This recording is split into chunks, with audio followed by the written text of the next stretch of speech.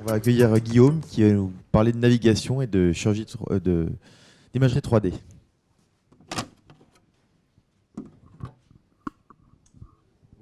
Bonjour à tous. Donc, Jean m'a donné 15 minutes pour parler de chirurgie du rachis et navigation. Alors, bon, ça sort un petit peu du thème de cet après-midi, hein, c'est un peu plus large, mais j'essaierai de vous donner aussi quelques éclairages sur notre expérience appliquée à la chirurgie de l'arthrodèse monosegmentaire. Alors quand on parle de navigation, on entend un certain nombre de choses. On se demande si c'est vraiment plus précis. On a parlé de l'irradiation déjà, on l'a évoqué. Il y en a beaucoup qui disent que c'est irradiant, que ça prend du temps. Et puis finalement, au bout du compte, on se pose souvent la question de savoir si c'est vraiment nécessaire pour mettre 4 vis dans un spondylolisthésis. Alors j'avais fait il y a quelques années une revue de la littérature pour essayer de répondre à ces différentes questions de la manière la plus objective possible. Et en fait, je m'étais rendu compte déjà à l'époque que la littérature était assez foisonnante sur l'ensemble des sujets qu'on a évoqués dans la diapositive précédente. Alors j'ai sélectionné quelques articles pour essayer d'illustrer ça, et puis je vous donnerai un petit peu le retour de notre expérience à Saint-Joseph. Cette revue de la littérature, qui remonte déjà à 2014, avait recensé 9000 visées pédiculaires et comparé 3 techniques différentes. L'implantation à l'aide de la fluoroscopie 2D, 68% de vis bien placées. Fluoroscopie 2D couplée à la navigation, 85%. Et fluoroscopie 3D, l'imagerie 3D qu'on utilise, couplée à la navigation, plus de 95%. De vis correctement placées. Alors on comprend assez bien que la vis pédiculaire ce soit compliqué à mettre, notamment dans la scoliose, quand on sait quelle est la variabilité de convergence entre la concavité et la convexité, mais aussi compte tenu de la variabilité du diamètre des pédicules qui peut être extrêmement variable. Et ça a été très bien décrit dans la littérature également. Alors pour illustrer ce que je viens de vous dire, je vous montre cette scoliose idiopathique, assez déséquilibrante, pour laquelle on avait posé une indication chirurgicale. Et puis si on regarde un petit peu la charnière thoracolombaire, on voit les pédicules qui sont relativement visibles. On se dit que l'instrumentation devrait se passer de manière relativement habituelle. Et en tout cas dans notre équipe, et je crois que c'est un peu le cas partout, on fait en général assez peu de scanners préopératoires chez ces patients jeunes. L'IRM est évidemment recommandé, mais le scanner en général peut réaliser. Et puis on fait l'acquisition avant d'introduire les implants avec le scanner, et on tombe de manière, on s'est rendu compte qu'au niveau de la charnière thoracolombaire et notamment en L1, on tombait sur des images qui étaient assez édifiantes, avec des pédicules qui pouvaient être dans la concavité complètement virtuelle.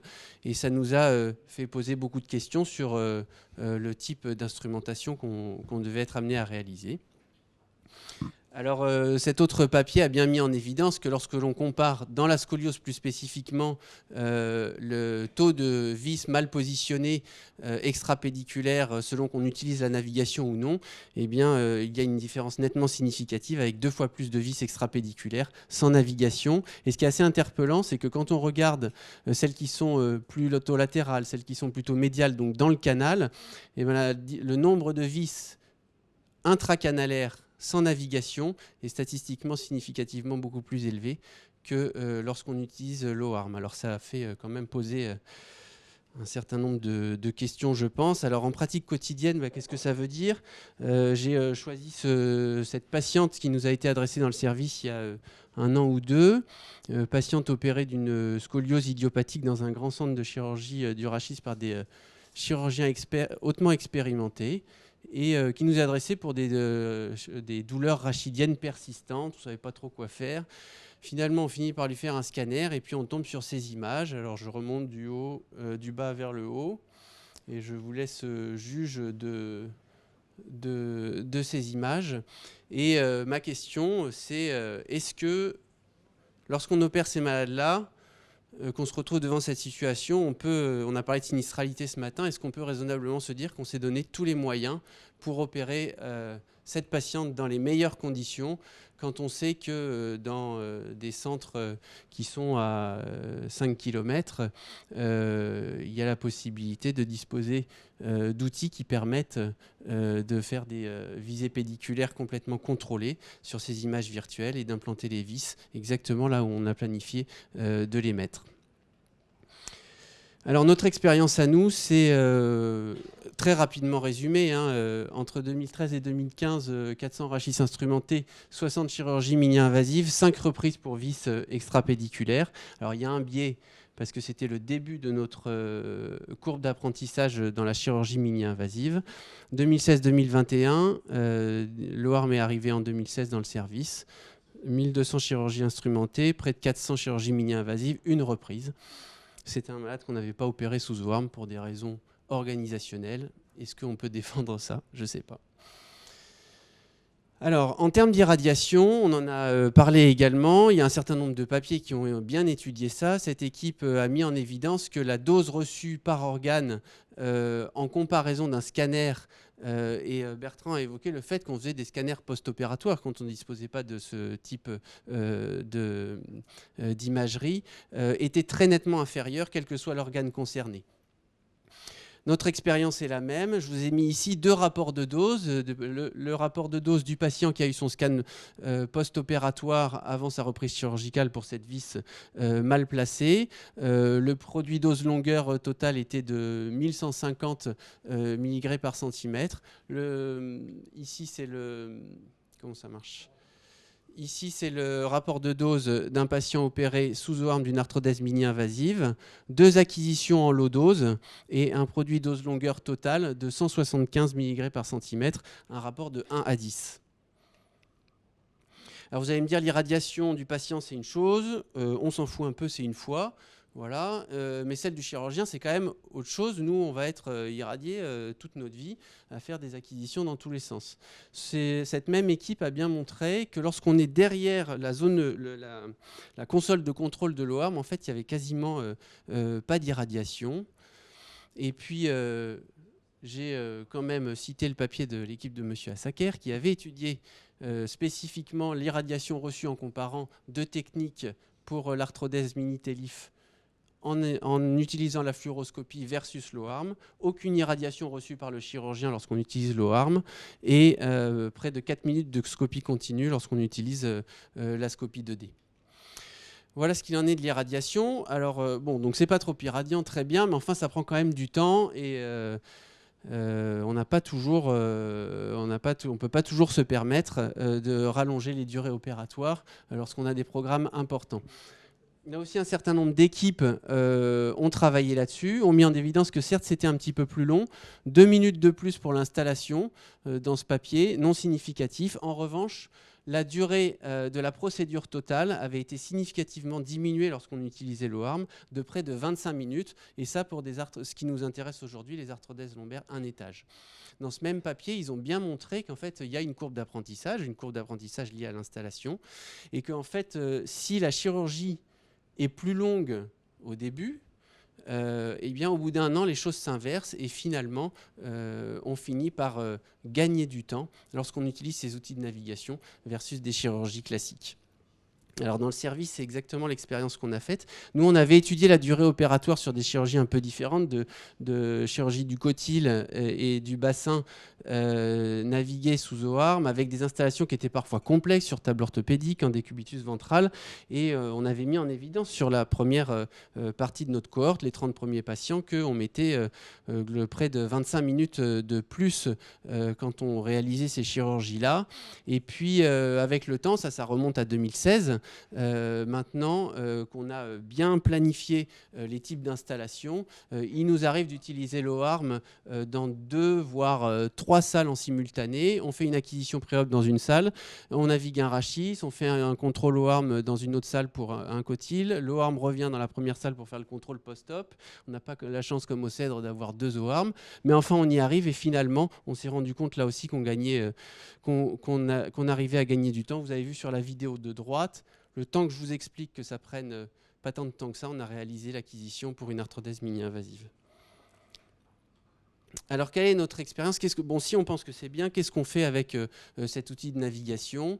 Eh bien, évidemment, ça a changé grandement nos pratiques dans un certain nombre de cas. Tout d'abord, pour la chirurgie percutanée, c'est évident, c'est des chirurgies qui ont été complètement modifiées, puisque maintenant, on fait ces chirurgies-là sans aucune irradiation.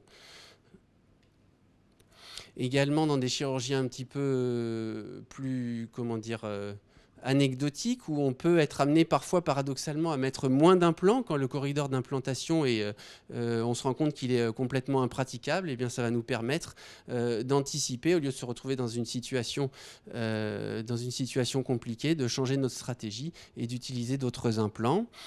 On a tous vu également ce genre de... Ça marche pas.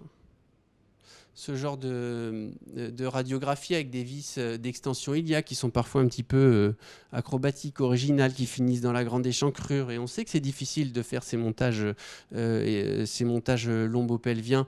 Et la navigation est d'un grand secours pour implanter ces vis de manière optimale, notamment les vis iliosacrées, comme vous l'a dit Stéphane, dont on est très utilisateur dans le service, notamment chez les patients qui présentent des déformations neurologiques avec des bassins dysplasiques où le corridor est parfois extrêmement fin et où il est important d'avoir un très bon ancrage, où ça nous permet de mesurer exactement la taille de la vis qu'on va implanter, ou dans des cas de traumatologie où on a besoin de multiplier les ancrages iliosacrés, la navigation est quasiment indispensable.